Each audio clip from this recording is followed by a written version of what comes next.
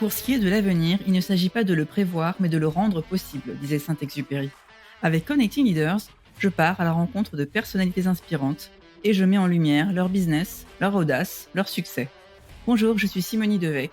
J'accompagne des dirigeantes et dirigeants d'entreprises en forte croissance pour faire rayonner leur business.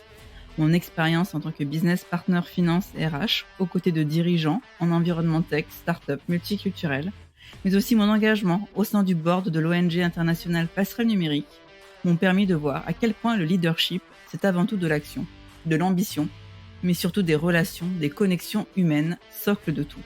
Bref, l'importance d'être bien entouré dès le départ. Mon objectif est de partager le parcours passionnant de mes invités, leur état d'esprit, leur moteur, leurs challenges et leurs succès, afin d'inspirer celles et ceux qui construisent le leur. Belle écoute! Bonjour, je reçois dans cet épisode Agathe Lemaître, qui a écrit le livre de Liane sur le harcèlement scolaire dont a été victime sa petite sœur Diane. Diane a décidé de mettre fin à ses jours à l'âge de 21 ans. Nous sommes revenus sur le sujet du harcèlement scolaire, parfois encore trop tabou. En lisant le journal intime de Diane, Agathe a compris qu'elle subissait ces violences depuis 7 ans. Cela a commencé en classe de 6e. 7 longues années que Diane a vécues dans le silence, sans que personne ne s'en aperçoive. Agathe a choisi de publier ce livre, à partir d'extraits du journal intime, afin de sensibiliser sur le harcèlement scolaire, mais aussi rendre hommage à sa petite sœur, dont le rêve était de devenir écrivain. C'est aussi pour Agathe pouvoir donner une voix aux victimes, qu'on puisse entendre, et leur permettre de se reconstruire. Vous pouvez suivre Agathe sur son compte Instagram, Agathe en parle. Merci Agathe pour ce partage, et belle écoute. Hello Agathe, ravie de t'accueillir sur mon podcast Connecting Leaders. Bonjour. Alors, Agathe, pour commencer, est-ce que tu pourrais te présenter sous l'angle, que tu souhaites? Oui, donc moi je m'appelle Agathe, j'ai 34 ans. En ce moment, je vis à Copenhague et je vis avec mes 2 enfants. Alors, on s'est connus, plus personnellement, je dirais, parce que tu es une amie de ma petite sœur, mais tu es l'auteur d'un livre qui s'appelle Le livre de Liane, qui parle, de harcèlement scolaire dont a été victime, ta petite sœur, Diane, et qui a décidé donc de mettre fin à ses jours à l'âge de 21 ans. Est-ce qu'on peut revenir sur, sur le contexte du livre? Pourquoi tu as écrit ce livre, Oui, en fait, c'est un livre que j'ai coécrit. Ma sœur rêvait d'être écrivain. C'était vraiment le rêve de sa vie d'être écrivain un jour. Elle avait beaucoup travaillé là-dessus et c'est vrai que, déjà moi je m'attendais pas en fait à ce qu'il se passe quoi que ce soit dans sa vie de grave parce qu'elle en avait pas parlé.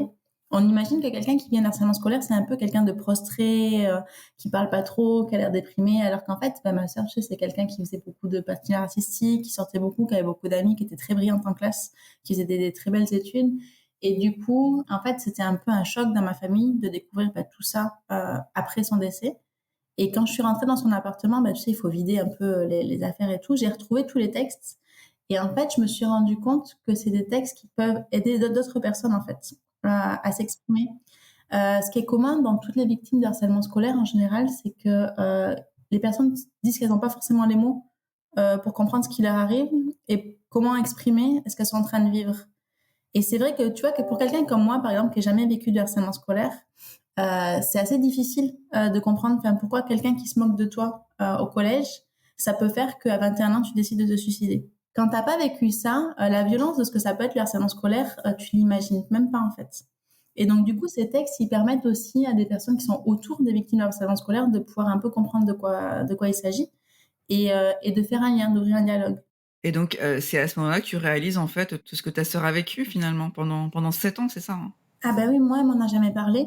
Et en fait, tu sais, c'est un peu comme la santé mentale. On imagine que ça se voit sur la tête des gens, mais en fait, pas du tout. Et du coup, ma sœur, elle disait pas ce qu'elle vivait, mais elle écrivait tout. Et elle écrivait avec une plume qui était assez particulière, qui était très empathique, qui était très, très, très honnête sur la vie qu'elle vivait. Et du coup, quand j'ai lu ces textes, en fait, moi, j'ai découvert un peu depuis le début ce qu'elle avait vécu à partir de la sixième, quand elle a commencé son journal intime, jusqu'à ses 21 ans. Et je me suis dit, waouh, en fait, j'avais jamais soupçonné qu'il y avait ça. Et quand j'ai commencé à créer mon compte Instagram qui s'appelle Agathe en parle, j'ai eu beaucoup de témoignages de personnes, donc pas seulement des lycéens, tu vois, mais aussi beaucoup d'étudiants qui avaient 20, 25 ans et qui me disaient, moi, j'ai vécu la même chose et moi, je galère aujourd'hui à cause de ça. À me reconstruire en tant que personne, tu veux dire? Ouais. Ben oui, c'est hyper dur parce qu'en fait, enfin, tu perds ta confiance en toi, tu perds ton estime. Enfin, t'en as besoin de ça pour construire ta vie. Enfin, tu sais, on te lâche un peu à 20 ans en te disant, bah, voilà, maintenant, fais des études, trouve un job et tout ça, t'es tout seul dans ton appart. Et si t'as pas confiance en toi, ben, comment tu vas vers les autres? Comment tu travailles? Comment tu te lances dans des études qui t'ont l'air difficiles si on t'a toujours dit que tu valais rien? Enfin, tu vois le problème? Donc toi, tu es l'aînée d'une fratrie de 3, dont Diane était la plus jeune et la plus jeune. Votre enfance, tu peux revenir un petit peu sur votre enfance, la relation avec tes sœurs, ta famille, En fait, j'ai une enfance hyper privilégiée parce que, tu sais, à la base, mes parents ne pouvaient pas avoir d'enfants. Donc, je suis née in vitro. Et c'est vrai que c'est un peu le parcours du combattant, la naissance in vitro. En plus, c'était pas très courant en France à l'époque. Donc, mes parents voulaient vraiment, vraiment, vraiment avoir des enfants, tu vois. Donc, quand on est arrivé, genre toutes les trois, ils étaient hyper heureux. Et donc, on a eu une enfance hyper choyée, hyper chaleureuse, beaucoup d'amis autour de nous, une belle maison, un beau jardin. Enfin, vraiment beaucoup de chance en fait d'avoir des parents qui étaient disponibles, qui étaient à l'écoute. Et c'est vrai que ça casse un peu le cliché. Tu sais, on imagine que les victimes du harcèlement scolaire, c'est leurs parents s'en occupent pas, la famille sont pas très unis et tout ça. Et en fait, ben, nous, on est un peu le contre-exemple d'une famille qui était très unie, qui parlait beaucoup, qui faisait plein de trucs ensemble. Et pourtant, ben, ça, c'est arrivé, tu vois. Mais ouais, on était hyper proches avec mes sœurs, même quand je suis partie vivre à Singapour, ben, là où j'ai rencontré ta sœur. C'est vrai que j'invitais beaucoup ma famille. Enfin, tu sais, t'es jeune diplômé, ça y est, tu gagnes ta vie, tu peux envoyer des billets d'avion à tes amis, à tes frères et sœurs, pour surtout Singapour, c'est vraiment le hub pour voyager. Enfin, moi, je suis allée voir ma sœur plusieurs fois. venir, de faire découvrir enfin, à des gens qui connaissent pas, genre l'Asie, c'est magique. Surtout une ville comme Singapour, il y a tellement de trucs à voir, enfin, tellement de trucs à manger, tellement de lieux à aller. Enfin, c'est génial. Donc, tu vois, quand tu fais venir tes deux sœurs dans un endroit comme ça où tu vis et tu peux leur montrer ben, tout, mais c'est juste incroyable. Tu vas dans la jungle, il y a des singes en liberté, enfin, il y a des toucans. Enfin, tu sais, quand tu es toulousaine, et moi j'ai toujours vécu à Toulouse jusqu'à mes 20 ans, tu vois. Donc, tout d'un coup, enfin, tous les dimanches, tu peux aller faire ton footing dans la jungle et tu vois des toucans en liberté. Enfin, c'est juste incroyable, quoi. Et c'est l'angle que j'ai pris quand j'ai voulu raconter dans ce livre notre histoire, c'est vraiment de raconter mon quotidien. Donc, d'une jeune expatriée qui est à Singapour, et je racontais ben, comment on fait une enquête quand tu es à Singapour à 10 000 kilomètres de la police et tu veux savoir ce qui se passe. Parce que je sais, l'enquête, elle s'est faite à Toulouse, puisque ma sœur est décédée à Toulouse et que forcément, c'est le parquet de Toulouse qui a été saisi. Et donc, comment tu fais? Tu sais, tu as le secret médical, tu as le secret professionnel, donc les policiers peuvent pas tout te dire. Tu as des contacts, et tu sais qu'ils interviewent des gens. Mais si tu veux savoir qui ils ont interviewé, c'est un peu compliqué, et surtout si t'es pas sur place, tu vois. Donc en fait, c'est ce qui a permis aussi de mettre un peu de légèreté sur ce sujet dans ce livre, c'est de raconter en fait vraiment les choses comme elles se sont passées et de raconter aussi bah, où je suis à Singapour, bah, qu'est-ce que j'y fais, quand je parle avec la police, t'es dehors dans la rue. Enfin, du coup, je décris tout parce qu'en fait, c'est le quotidien, mais ça met aussi Alors, faut quand même resituer, c'est que quand tu as eu la nouvelle, c'était le jour de ton anniversaire. Tu peux raconter peut-être, quand tu es à l'étranger, bah, c'est un peu la peur qu'on a tous quand on est expat, hein, c'est de dire bah, s'il se passe quelque chose, je vais être loin, mais tu n'imagines pas vraiment que ça va t'arriver. En fait, tu dis juste ça va être la galère, mais j'espère que ça m'arrivera pas, quoi, c'est tout. ben voilà, Voilà, tu te dis ça. effectivement, tu te dis pas ça va arriver, quelque chose va arriver. Tu te dis bah effectivement, je suis un peu loin, ça sera pas très pratique si quelque chose arrive, mais c'est un si qui est vachement théorique. Tu te dis pas demain je vais perdre quelqu'un, tu vois. Donc c'est vrai qu'au moment où ça t'arrive, mais en fait t'es pas du tout préparé. Enfin, objectivement, moi, je suis partie à l'aéroport en pleine nuit, j'avais même pas mon passeport avec moi. Enfin, tu vois, heureusement qu'il y avait quelqu'un qui m'accompagnait, qui m'a dit j'ai pris ton passeport parce qu'en fait, quand t'es sous le choc, tu sais, t'es un peu dans le déni, un peu en mode survie, de dire faut que je rentre chez moi, tu prends ta valise et puis en fait, t'arrives à l'aéroport et t'es là, bah, dans ma valise, j'ai rien d'utile, j'ai pas de passeport, j'ai pas d'argent. Enfin, et en fait, c'est la personne qui était avec moi qui a géré parce que sinon ça fonctionne pas, quoi. À ce moment-là, donc tu prends ta valise, tu rentres, tu prends un billet d'avion pour Toulouse.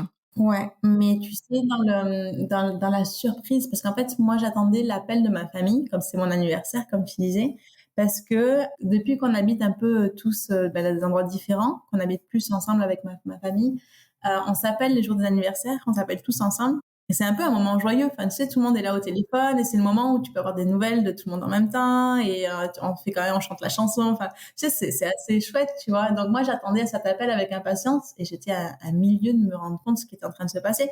Mes parents m'appelaient pas et je me disais, bah, ils ont oublié, ils sont en retard ou quoi, mais je me disais pas, il s'est passé quelque chose, tu vois. J'étais en train de bouder dans mon coin en me disant, ouais, m'en fous, j'appelle pas en premier. Enfin, tu sais, t'es un peu un enfant des fois dans ta tête.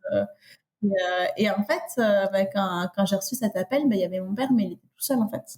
Il était tout seul et puis il pleurait et moi je comprenais pas ce qui se passait. Et à un moment, il m'a dit, bah, ta sœur s'est suicidée. Et pour moi, en fait, enfin, tu sais comment c'est un sujet tabou en France, on n'en parle jamais. Moi, ce que dans ma tête, ce que j'ai compris, c'est que c'était une tentative de suicide, qu'elle était à l'hôpital, que ça allait bien, comme dans les films en fait. Tu sais, t'as toujours l'héroïne, elle manque de se suicider, mais on la sauve et après tout le monde est à l'hôpital et pleure, on dit plus jamais, on sera là pour toi. Enfin, pour moi, ça allait être ça, tu vois. Et en fait, je suis arrivée à Toulouse, donc après 12 heures d'avion, et en fait, ben, c'était un enterrement, quoi, parce que ben, c'était fini et j'avais pas voulu le comprendre.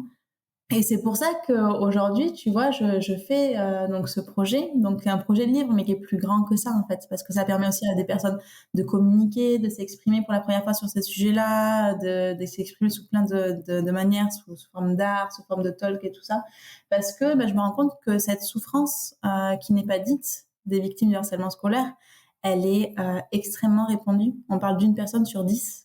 Enfin, tu t'imagines une personne sur 10, c'est énorme dans une classe de 30, ça fait 3 personnes. Et encore, ça peut commencer aussi des petits comme on sait et les petits, ils ont aussi peuvent encore moins l'exprimer ou de manière différente que quand tu es adolescent, par exemple, enfin. Mais c'est clair, mais c'est clair et souvent ça dure longtemps et tu as une impuissance en fait, bah, des enfants qui essayent de l'exprimer et personne ne les aide parce que, ben, les enseignants sont pas forcément encore formés.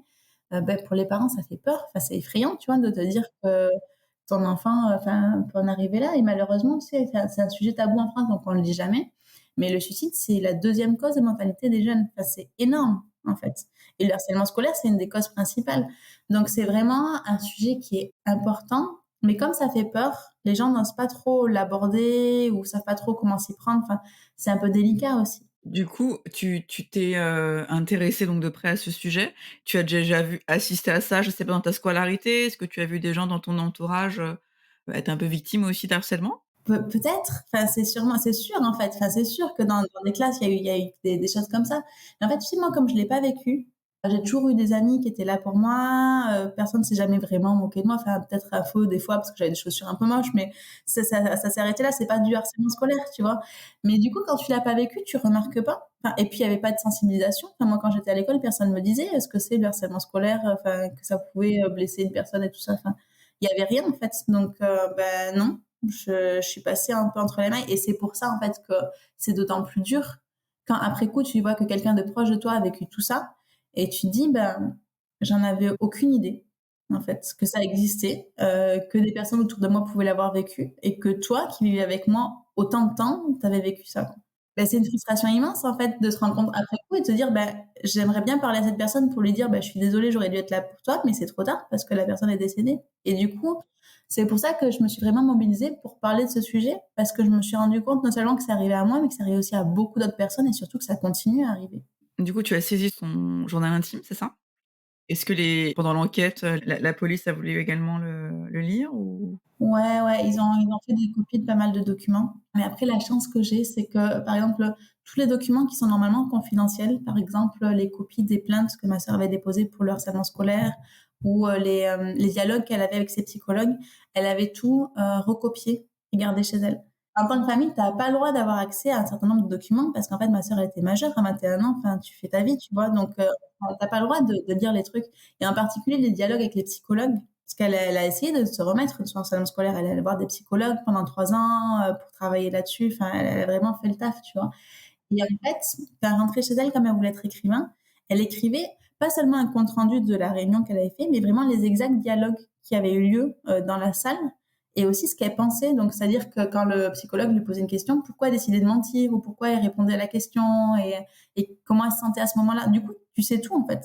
Et ça, en fait, quand je suis allée voir les centres médicaux en leur demandant est-ce que on peut parler au psychologue, les gens te reçoivent mais te disent rien et que ça subsiste après le décès de la personne, donc tu peux rien savoir. Et c'est immensément frustrant, tu vois, de te dire que tu as envie de savoir ce qui s'est passé, mais en fait, ils te disent rien du tout, quoi. Donc l'enquête, est-ce qu'on a retrouvé, les personnes? Enfin, comment ça se passe, finalement, Les personnes dans le sens où elle a porté plainte contre elle. Donc si tu veux, quand dans le document de plainte, là, par contre, les prénoms, ils apparaissent. Tu sais contre qui elle porte plainte. Tu sais quel jour elle allait porter plainte. Mais même si tu étais pas là sur place, tu vois, tu as une sorte de procès-verbal qui est écrit quand quelqu'un dépose une plainte et qui reste là en tant que preuve, tu vois. Et puis il y a aussi des documents supportifs, donc c'est-à-dire des documents que d'autres personnes de sa classe ont écrits en disant oui, j'étais là, j'ai vu qu'il y avait un harcèlement. Ça aussi, c'est signé, tu as la copie des passeports des personnes. Donc en fait, si tu veux, j'avais tout. En fait, il s'est passé quoi après le dépôt des plaintes? Enfin, il y a Il y a rien, comme ce qui se passe le plus souvent dans les plaintes de harcèlement scolaire. C'est-à-dire que c'est considéré comme, enfin, dans le cas de ma sœur, on lui a dit qu'elle avait pas assez de preuves. Alors que pourtant, enfin, tu vois, s'il y a des gens qui sont témoins et qui écrivent je suis témoin et qui donnent leur carte d'identité en disant voilà, j'existe, je suis un témoin. pour eux, c'est pas assez, tangible, quoi. C'est pas une preuve assez, Mais du coup, la question qui se pose, c'est qu'est-ce qu'il faudrait? Parce que, enfin, un harcèlement scolaire, t'as pas, comme elle l'écrit, en fait, t'as pas de marque sur ta peau. Je suis même pas sûre que ça serait recevable, en fait, si elle filmait en cachette. Parce que c'est pas considéré comme des preuves. Du coup, je sais pas vraiment ce qu'il faudrait comme preuve. Je pense que c'est pour ça qu'il n'y a pas assez de pénalisation. En tout cas, la plupart des plaintes ne sont pas abouties. Et c'est ce qui est dommage, parce qu'en fait, si tu dis à une victime ta plainte n'est pas valide, quelque part, tu lui dis ben tu comptes pas. Tu vois, ce que tu as vécu, c'était pas assez sérieux. Enfin, et quand tu vois que quelqu'un a été victime de harcèlement scolaire pendant 7 années, donc tout le collège et tout le lycée, lui dire ben ce que tu as vécu, ça compte pas, c'est extrêmement dur pour les victimes de harcèlement scolaire. Il vaudrait mieux leur dire ben oui, effectivement, tu as vécu un harcèlement scolaire et la personne va ne serait-ce que s'excuser, tu vois. Écrire des excuses officielles et puis enfin comme ça tu peux te reconstruire et avancer, alors que juste classer la plainte comme ça, ben c'est quand même assez violent, je pense. donc tu as voulu, combattre, en fait, à travers ce livre? Et en fait, pas vraiment. En fait, ce qui s'est passé, c'est que, tu sais, donc je suis là, donc dans mon choc de me rendre compte que ce harcèlement scolaire en tombant de haut parce que je savais pas que ça existait. Et je parle du journal intime avec les gens autour de moi. Et je partage donc quelques feuilles du journal intime à des parents qui me disaient, bah, je pense que ma fille vit à peu près la même chose. On ne sait pas comment lui en parler. Est-ce qu'on peut prendre quelques pages du journal intime? Donc, tu les photocopies, on va les lire un peu à table et on voit ben, comment elle se sent par rapport à ça, si ça résonne avec elle. Parce que sinon, on ne sait pas comment aborder le sujet. Tu vois, si tu commences avec tes gros sabots à dire alors tu vis un harcèlement scolaire, ben, la personne en face, elle te dit non. Et puis voilà. Ça, tu l'as fait toute seule ou tes parents t'ont aidée dans la démarche, ton autre sœur, Ben, mes parents, ils se rendaient pas compte que je prête quelques pages, mais finalement, on savait pas ce qu'on était en train de commencer. Simplement, cette famille, comme elle a parlé à sa fille que ça a bien fonctionné, elle m'a dit, ben, il y a d'autres parents qui sont inquiets aussi sur ce sujet-là. Est-ce qu'on peut prêter ces feuillets à d'autres familles? Et tu sais, toi, t'es là dans ta reconstruction, tu as envie d'aider, tu vois. Donc, je leur ai dit, ben, pas de problème, prêtez-le, photocopiez-le. Et en fait, ces pages, elles ont été photocopiées, donc, un certain nombre de fois. Il y a beaucoup de familles qui ont commencé à les utiliser. Et elles m'ont dit, est-ce qu'on pourrait avoir la suite du journal intime? Est-ce qu'on pourrait savoir ce qui s'est passé? Est-ce que tu veux nous raconter le contexte? Et finalement, de fil en aiguille, ben, la question s'est posée de est-ce qu'il faudrait pas écrire ce qui s'est passé? Mais au départ, c'était juste un draft. Enfin, c'était pas quelque chose de sérieux, tu vois. Mais plus tard, j'ai découvert qu'il y avait une dame qui avait un prix Goncourt, qui aidait ma sœur à écrire donc ces textes, qui l'avait accompagnée, qui l'avait relu, qu'elle était vraiment en train de bosser là-dessus. Et je me suis dit, ben, en fait, le rêve de sa vie, c'était d'être écrivain. À cause de ce harcèlement scolaire, elle le sera, ben, entre guillemets, jamais. Et pour moi, c'était une frustration encore plus dure que d'accepter son décès. Tu vois, de se dire le rêve de sa vie, pour lequel elle a bossé tout le temps, elle y était presque, et ça n'arrivera jamais parce que lui arrivait ça. Et quelque part, je me suis dit, bah, si ça peut aider des gens, ces textes, et si ça peut quelque part lui donner une voix, ça serait peut-être intéressant de faire quelque chose. Et c'est là que j'ai lancé la campagne LUL. Donc, tu vois, on pense au levée de fonds donc pour faire monter des entreprises, mais des fois, tu fais une levée de fonds pour un projet. Et pareil, donc ça a récolté 10 000 € et j'ai pu donc imprimer le livre avec du beau papier, faire travailler des étudiants sur une couverture. Enfin, il y a plein de choses qui se sont faites et c'était intéressant, enfin, c'est touchant, tu vois, de voir tous ces inconnus qui donnaient de l'argent pour un livre alors qu'il n'était pas fini. Enfin, ce livre, tu vois, il n'existait même pas encore. Un livre qui n'avait même pas de couverture, enfin, qui n'existait pas en fait. Mais en me disant, bah, je pense que ce projet, il a de la valeur, ça peut aider des personnes et moi j'ai envie de contribuer en tant que particulier et je te donne 10 €, 15 €, 5 € pour faire quelque chose. jusqu'à 10 000 €, ouais, au Ouais, total. parce qu'il y a eu pas mal de gens qui ont répondu présent et c'est là que tu vois aussi que le harcèlement scolaire, c'est quelque chose qui touche des gens très, très différents parce que tu as eu autant des étudiants que des enseignants, que des parents, que des jeunes entrepreneurs, que des chefs d'entreprise. Enfin, il y a plein de gens très différents qui m'ont écrit en me disant pratiquement tous qu'ils avaient vécu un peu la même histoire, tu vois? Et tu dis: «Bah, waouh, en fait, enfin, comment ça se fait qu'on m'en avait jamais parlé avant?» Donc tu décides de t'entourer d'un agent littéraire, c'est ça?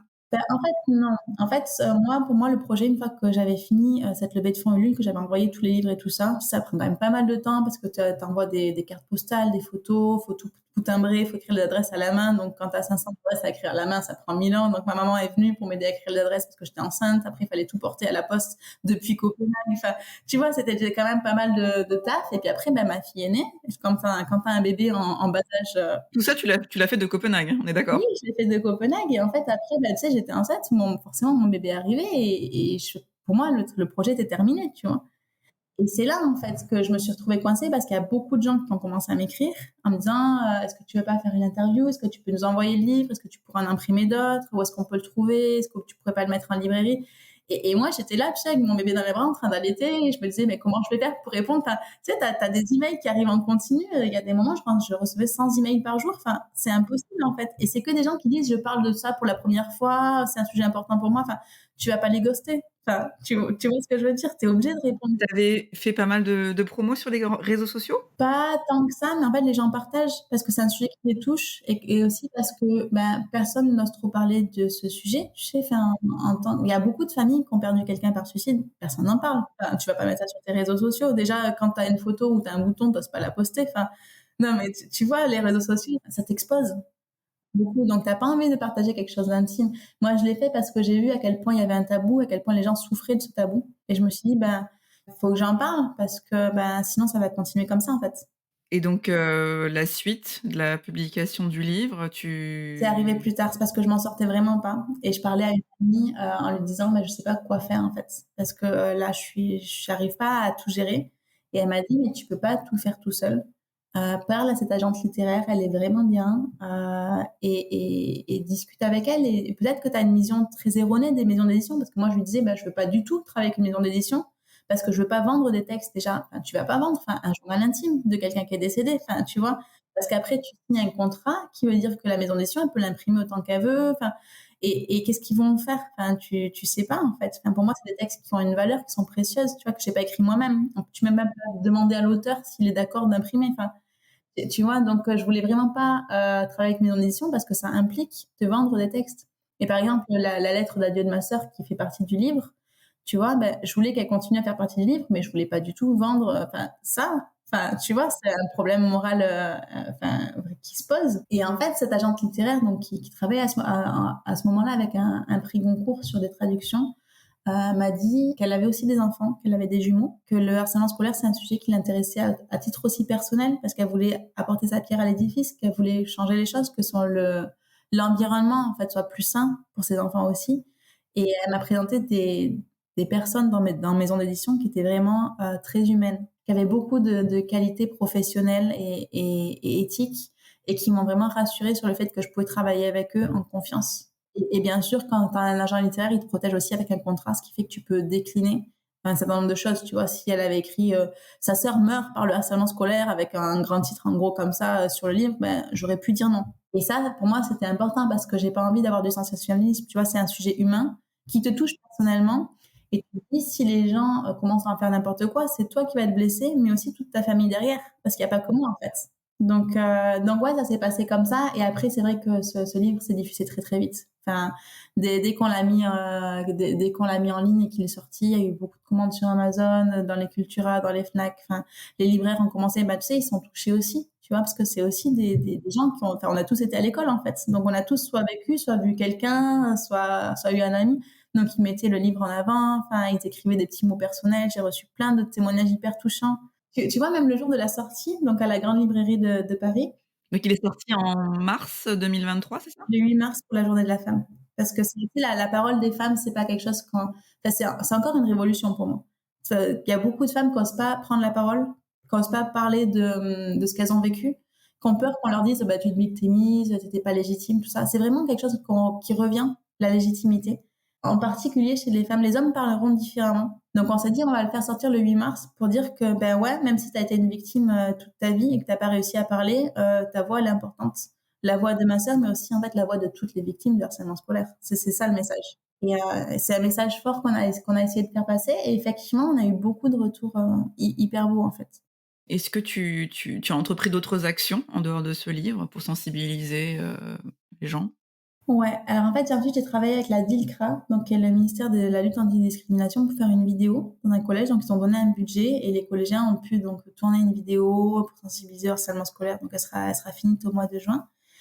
Et j'ai rejoint un collectif de toutes les associations qui travaillent contre le harcèlement scolaire, mais aussi les particuliers comme moi, pour faire un certain nombre de demandes aux Nations Unies. Donc là, on a déposé en fait, le mois dernier, on a déposé notre demande pour faire avancer ce sujet d'un point de vue global, c'est-à-dire aussi dans la législation, qu'il y ait vraiment des choses concrètes qui se passent sur ce sujet. Parce que sinon, les personnes ont l'impression que bah, tu peux rien faire et tu es une victime et c'est fini, tu vois. Alors qu'en fait, tu as beaucoup de choses que tu peux faire pour amener la société à évoluer dans un certain sens. Et tu vois, moi qui ai fait, bah, j'ai fait 2 écoles de commerce, j'ai fait quand même pas mal d'études, je voulais vraiment mettre tout ce que j'ai appris au service d'une cause. Et je me suis regroupée avec d'autres gens qui ont par exemple des compétences juridiques ou des compétences en communication. Et en fait, tout ce que tu apprends dans le milieu du travail, tu peux aussi l'utiliser pour défendre en parallèle bah, des sujets qui sont importants pour toi et faire avancer bah, la société en fait. Et ça, je trouve ça hyper intéressant de voir que tu peux avoir des compétences qui sont transverses et que tu peux aussi les utiliser ben, d'un point de vue personnel. Est-ce que, avec tout ce que tu entreprends là, sur ce sujet, est-ce que tu penses qu'il y a des choses qu'on pourrait mettre davantage en place? Que ce soit en tant que, parent, en tant qu'éducateur ou même, figure d'éducation quoi? Ça peut être, des tontons, des tatas ou même, ouais, des enfants dans notre environnement. Voilà, comment on peut agir là-dessus? Est-ce qu'il faut plus observer, leur demander? Enfin, c'est pas évident justement. Comment les victimes justement peuvent, partager ça? Enfin, Il faut parler en fait. Le problème, c'est que les gens ont tendance à attendre en se disant ben, je le verrai s'il y a un problème. Et en fait, le problème, c'est que tu le verras pas parce que ben, ça se voit pas. C'est ça en fait. C'est ça le vrai problème du harcèlement scolaire, c'est son invisibilité. C'est-à-dire que tu passes à côté parce que ça se voit pas.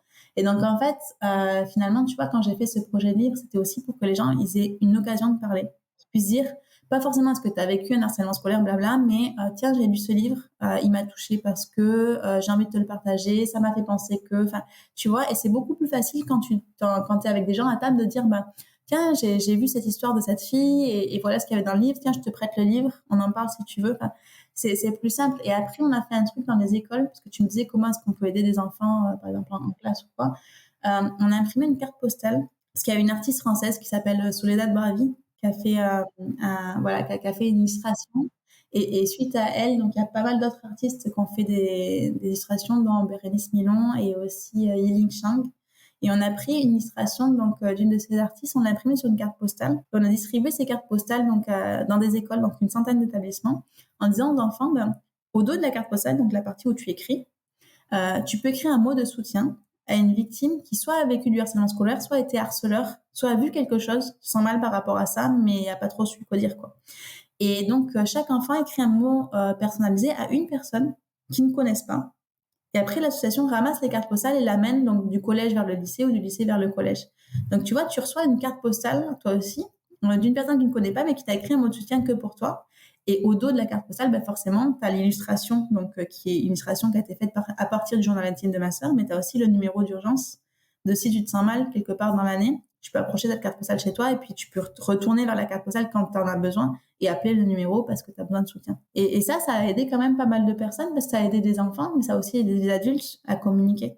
est-ce que tu sais côté harceleur par contre, est-ce que ces enfants ou ces jeunes savaient ce qu'elles faisaient en fait? Que c'était du harcèlement? Que c'était mal? Bah, dans le cas de ma sœur, tu sais, le harcèlement scolaire, quand il a duré 7 ans, enfin, tu te dis, au départ, c'est des enfants. Quand tu as 10 ans, non, tu sais pas ce que tu fais quand tu te moques de quelqu'un tous les jours. Genre, je pense que tu te doutes que c'est pas très bien, mais les enfants ont aussi, bah, tu sais, Il y a l'effet de groupe aussi? ouais, il y a l'effet de groupe et souvent ils reproduisent ce qu'ils ont vécu ou quelque chose qui où ils se sentent pas bien. Enfin, donc tu peux pas trop en vouloir à des enfants de 10 ans de se moquer de quelqu'un parce que peut-être qu'ils se sentaient mal aussi, tu vois. Après, je pense quand même que quand ça dure autant de temps, quand tu arrives au lycée, que tu as 16, 17, 18 ans, tu sais quand même un peu plus ce que tu fais. Enfin, en théorie, tu es quand même capable de se comprendre que là, tu es en train de détruire quelqu'un. Mais il y avait pas autant de sensibilisation que maintenant. Donc, je pense que le doute est relativement permis. Et de toute façon, tu vois, même si dans le cas de ma sœur, donc ces harceleurs n'ont pas été pénalisés par la loi, je pense que quand quelqu'un se suicide à cause de quelque chose que tu as dit, enfin, tu portes ça toute ta vie, c'est déjà une punition quelque part. Enfin, parce que, enfin, comment tu vis après ça? Enfin, personne n'a envie d'être une mauvaise personne à ce point. Enfin, tu vois ce que je veux dire? Donc, je pense que c'est aussi finalement des victimes d'une situation. Parce que moi, j'aimerais pas, par exemple, le vivre en me disant, ben, enfin, t'imagines, c'est comme si tu renversais quelqu'un sur la route. Enfin, tu vois la personne mourir. Enfin, c'est affreux, en fait. Donc, je pense que ça doit être vraiment dur aussi pour eux, ben, d'avancer avec ça. Et malheureusement, ben, ils vont être obligés d'avancer avec ça parce que maintenant, c'est trop tard. Tu vois, tu peux pas réparer. Et dans le cas des harceleurs, donc dans les cours de collège ou de lycée ou quoi, ben maintenant il y a un peu de prévention, mais ça reste des enfants qui sont en souffrance. Tu sais, quand tu te moques comme ça de quelqu'un avec autant de haine, en plus, ma sœur, elle a vécu pas mal de racisme parce que elle est racisée, enfin, un peu comme moi, tu vois, elle a la peau métisse, parce que elle était aussi homosexuelle. Donc, à un moment, ça s'est su. Alors, je pense que les gens avaient juste un doute, mais ça n'a pas empêché de bien copieusement se moquer d'elle. Enfin, et c'est vachement agressif, en fait. Et tu vois, tu peux pas dire à un enfant de 10 ans, tu es homophobe. Pourquoi il réagit comme ça, cet enfant de 10 ans? Enfin, c'est parce qu'il y a il y a un environnement autour de lui. Enfin, c'est ça, en fait. C'est qu'ils n'ont pas été éduqués au fait que la diversité, ça existe, qu'on n'est pas tous des personnes blanches. Enfin, tu vois, on a tous des origines quelque part, surtout en France, il y a beaucoup de diversité. Donc, ouais, pour moi, c'est un problème d'éducation. Et aujourd'hui, en fait, je pense que le point principal qui bloque, qui fait qu'il y a autant de harcèlement et autant de cyberharcèlement, c'est que ça reste un tabou, dans le sens où on parlera du harcèlement scolaire, tu vois, dans les médias, mais que quand quelqu'un dans une famille vit un harcèlement scolaire, quand un de tes amis a vécu un harcèlement scolaire, même à l'âge adulte, les gens n'osent pas en parler.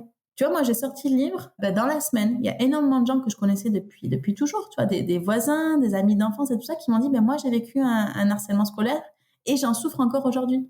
Et qu'on se connaissait bien et on partageait des trucs. Et quand il y avait un date qui s'était mal passé ou, je sais pas, une rupture ou quoi, on était là les uns pour les autres. Et en fait, ça les faisait souffrir et on n'en avait jamais parlé. Parce que c'était un tabou, en fait, autour de ça. Personne n'a envie de dire, tout le monde se moquait de moi et je m'en sortais pas et c'était dur. Parce que quelque part, on intériorise que c'est peut-être notre faute. Alors que pas du tout. Et c'est pas toi qui es nul, en fait. C'est les gens autour de toi qui devraient pas faire Qu'est-ce ça. que j'ai fait en fait, pour que les gens se moquent de moi? Voilà, Et ce ça côté un reste peu une blessure tellement profonde et tellement intime que les gens n'osent pas en parler. Il est là le tabou. Et en fait, au moment où tu commences à libérer la parole là-dessus, au moment où tu commences à voir qu'il y a des gens autour de toi qui ont vécu ça, c'est un peu comme MeToo en fait. C'est au moment où tu vois l'ampleur de toutes les personnes qui ont vécu ça que là, la société peut avancer et commencer à faire des choses.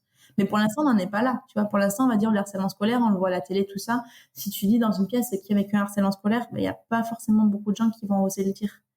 Et par contre, tu vois, avec ce livre où finalement qui a pris le parti d'être très très intime et du coup d'exposer aussi la vie privée de ma sœur, la mienne, copieusement, tu vois, c'est pas forcément très facile, mais n'empêche que quand tu partages ta vulnérabilité, ça crée un lien avec les gens et qui se sentent plus en confiance ensuite de dire, moi j'ai vécu un peu un truc similaire, j'osais pas en parler, mais là je vois qu'en fait, c'est possible d'en parler. Surtout qu'on appuie toujours sur le truc qui fait mal. Enfin, la grossophobie, par exemple, c'est un truc, on l'a tous intégré, parce que la société te montre que des images de personnes fines. Donc, quand on se moque de toi à 10 ans parce que t'es trop gros, et en général, t'es pas trop gros à 10 ans, pas du tout, tu vois. Mais n'empêche que t'intègres que, si t'es un peu plus gros, les gens vont pas t'aimer, donc t'oses plus manger. Enfin, c'est des troubles qui se créent pour toute ta vie, en fait. Donc, c'est vraiment important d'en parler. à l'école, tu as essayé de je sais pas, via des associations, mettre des choses en place ou c'est pas du tout sur lequel le terrain sur lequel tu veux aller? Je travaille avec les écoles, mais par exemple, je travaille plus avec le programme phare, donc le programme qui propose des ressources. Et après, je travaille avec pas mal d'enseignantes qui ont lu par exemple, des parties du texte en classe. Parce que le but de partager ce texte, c'était aussi de pouvoir le donner à des professeurs pour qu'ils aient des supports. Parce qu'il y a encore beaucoup d'enseignants qui disent, j'aimerais bien faire quelque chose, mais je sais pas quoi leur dire à mes élèves. J'ai peur de dire quelque chose de déplacé, de pas avoir trop bien compris le sujet. Donc en fait, quand tu leur apportes un document en leur disant, ce livre, vous pouvez le lire en classe, ça va aider les élèves. Forcément, après, tu as un dialogue avec eux aussi parce qu'ils te racontent un peu comment ça s'est passé. Il y a des enfants qui m'ont envoyé des photos, qui m'ont dit, ah, on a tous acheté le livre et on l'a lu ensemble et on en a parlé dans la cour. Et du coup, après, il y a des histoires où il y a des harceleurs qui vont s'excuser parce qu'ils ont compris, en fait, ce qu'ils étaient en train de faire et qu'ils réalisent et que, du coup, eux, ils peuvent se reconstruire aussi. Et donc, forcément, après, tu sais, ils m'écrivent et c'est hyper beau, tu vois, de voir ce que ça peut faire. Et tu as aussi plein de jeunes qui m'ont écrit en me disant, moi, j'en ai jamais parlé. Et je me sens pas d'en parler parce que j'ose pas en parler à ma famille, j'ai pas envie de les décevoir, je n'ose pas en parler à mes amis parce que j'ai peur qu'eux aussi ils me lâchent, tu vois. Mais ils me disent j'ai envie de témoigner et du coup sur mon compte Instagram Agathe en parle, je reposte régulièrement des témoignages de personnes qui parlent de ce qu'elles ont vécu, mais on donne pas leur nom. Et ça leur permet en fait de voir que ce qu'ils ont vécu c'est légitime et qu'ils sont entendus et que ça a de la valeur. Et c'est le premier pas en fait quand tu commences à accepter toi-même ce que tu as vécu et à mettre des mots dessus, c'est ton premier pas pour commencer une reconstruction. Et on espère qu'après quelques mois, ils auront envie de contacter une association pour continuer sur ce chemin-là. Ouais. Quels sont les prochains projets, tes prochains chantiers, sur tout ça, en fait? Alors en fait là, j'ai commencé à travailler avec des agences audiovisuelles. Donc une agence qui s'appelle Matryoshka, qui a proposé au Festival des séries donc en France, en mars dernier, le livre pour qu'il soit adapté. Et donc on a reçu, il y a une vingtaine de personnes qui étaient intéressées, donc d'entreprises ou de médias, donc on est en train d'échanger avec eux, sachant que pour moi c'est très important de travailler avec des agences audiovisuelles que je connais bien et en qui j'ai confiance, parce que comme tu sais, quand c'est une adaptation audiovisuelle, ça veut dire que ce n'est plus ton histoire. C'est-à-dire que là, pour l'instant, c'est mon histoire personnelle et je contrôle, entre guillemets, ce que je dis, puisque j'ai envie que ça soit cohérent avec ce qu'on a vécu, tu vois, que ça soit sincère et authentique. Quand tu vends un livre pour une adaptation, le metteur en scène peut l'adapter de la manière qui lui paraît pertinente. Et ça, c'est un risque. Parce que, est-ce que cette personne va vraiment comprendre que le but, c'est de sensibiliser, d'aider d'autres personnes? Est-ce que le but humain, il va être là encore? Donc, il y a ça, en fait, qui est un peu inquiétant, mais je suis accompagnée et je pense qu'on va arriver à quelque chose à un moment. Et tu parlais des Nations unies? En fait, on prépare donc une sorte de journée où toutes les personnes qui travaillent sur l'harcèlement scolaire iront à l'ONU. On va lire des textes. Normalement, j'espère que ça va pouvoir se faire, on va faire une exposition. Et aussi, on a demandé un certain nombre de choses, par exemple la mémorial, donc qui puisse représenter un lieu où les victimes du harcèlement scolaire peuvent aller se recueillir, ou qui soit au nom en fait de toutes les victimes du harcèlement scolaire de France, où les parents puissent se recueillir, mais aussi pour symboliser que effectivement les victimes de harcèlement scolaire aujourd'hui et de cyberharcèlement d'ailleurs sont des victimes nationales finalement. C'est des victimes qu'en tant que société on n'a pas su protéger et leur donner une légitimité, puisqu'on en a parlé plus tôt. Quand tu portes plainte, il faut continuer à le faire, mais c'est pas forcément comme ça que tu vas aboutir à une reconnaissance de ce que tu as vécu. Et des fois, tu as besoin de ça pour avancer. Comme tout est trauma, en fait, tu as besoin de poser des mots et que les gens te disent oui, effectivement, tu as vécu ça pour pouvoir avoir une base, en fait, pour pouvoir continuer. Et donc, pour moi, c'est vraiment important, je pense, d'avoir un mémorial qui montre que oui, effectivement, on prend en compte les victimes de harcèlement scolaire, qu'on sait qu'elles sont là, et donc, on commence à travailler dessus. Est-ce que tu souhaites, créer une association? Moi, aujourd'hui, j'ai pas la légitimité pour aller parler dans des classes parce que je suis pas enseignante, parce que je suis pas psychologue et parce que je suis pas formée dans l'éducation. Si on parlait tout à l'heure des compétences transversales, de ce que tu apprends dans ton métier que tu peux utiliser ensuite pour défendre des causes. Moi, par exemple, faire de la gestion de projet, de la communication, même, tu vois, les réseaux sociaux, c'est pas quelque chose que je connaissais, mais j'ai appris un peu sur le tas. Mais j'irai pas me lancer à faire de la psychologie sans avoir 5 ans d'expérience et un diplôme, tu vois. Parce que tu peux dire des choses qui vont blesser les gens, même si c'était de bonne intention. Et tu vois ce que je veux dire? Donc, je préfère travailler avec des professionnels qui, eux, ensuite, sur le terrain, pourront faire des choses, plutôt que essayer moi-même de faire quelque chose qui sera pas forcément à la hauteur, en fait, pour ces enfants-là qui vraiment ont besoin de soutien. Alors question qui te concerne plus toi, Agathe, quels sont tes moteurs, dans la vie? Mes moteurs dans la vie, je dirais que c'est la curiosité. Je suis quelqu'un d'extrêmement curieux. J'adore apprendre, j'adore rencontrer des gens. Et c'est vrai que j'aime bien relier ce que je sais faire avec ce que je sais pas encore faire. Tu vois, juste découvrir, apprendre. Là, par exemple, j'apprends beaucoup sur la blockchain et je découvre qu'il y a des gens qui font, par exemple, pas mal de projets pour des causes environnementales, pour des causes sociales, que tu peux vraiment lier, en fait, à une blockchain, tout un projet. Et donc, que tu peux soutenir des sujets qui n'avaient pas forcément de financement jusqu'à maintenant. Donc, tu peux faire avancer des sujets sociaux, tu peux faire avancer des sujets environnementaux. Et ça, je trouve ça hyper intéressant. Et tu vois, ça relie un peu mon parcours financier avec ma volonté de faire évoluer la société vers quelque chose d'un peu plus diversité, un peu plus juste et surtout climate friendly, parce que franchement, le réchauffement climatique, c'est une inquiétude qu'on a tous, tu vois. Et donc, de voir que tu peux agir à ton niveau, c'est hyper important. Ouais, génial. Bah, écoute, merci beaucoup, Agathe. Dernière question, comment on peut t'aider si en passant, dans mon podcast, comment on peut, te soutenir? Donc à travers ton compte, Instagram, Agathe en parle, je le mettrai dans les notes de l'épisode. Oui, c'est important de lui donner de la visibilité et Lire ton livre. le lire ou l'offrir ou le partager. Parce qu'en fait, le but de ce livre, c'est pas forcément de s'éduquer à soi ou de réfléchir soi-même. Il y a des gens qui ont vécu le harcèlement scolaire, qui ont besoin, en fait, de travailler là-dessus. Mais c'est aussi, un moyen, quand tu l'offres à quelqu'un, de dire: «Je suis là pour toi. Si tu as vécu ça, tu vois, tu peux m'en parler parce que, tu vois, je me suis intéressée au sujet. Je t'offre ce sujet pour qu'au cas où», tu vois, c'est quand même un geste vachement, bienveillant vers quelqu'un de lui dire: «Au cas où, si tu as vécu ça, et au cas où, si tu as besoin d'en parler, je suis là». Tu vois, juste ça, c'est hyper utile. Et sinon, tu sais, il y a pas mal de passages du livre qui sont en ligne. Juste lire des passages avec quelqu'un et lui dire, tiens, j'ai lu ça, ça m'a interpellé, je connaissais pas le harcèlement scolaire ou j'y avais jamais réfléchi, qu'est-ce que t'en penses? Enfin, juste parler, en fait, avec ses proches. Déjà, rien que ça, c'est vaincre le tabou du harcèlement scolaire et c'est aider énormément d'enfants. Merci beaucoup Agathe d'avoir partagé tout ça. Avec plaisir. Merci d'avoir écouté cet épisode de Connecting Leaders. Si vous avez aimé cet épisode, vous pouvez soutenir le podcast en vous abonnant sur votre plateforme d'écoute ou en le partageant autour de vous ou encore en laissant un commentaire sur Apple Podcasts. Merci et à très vite.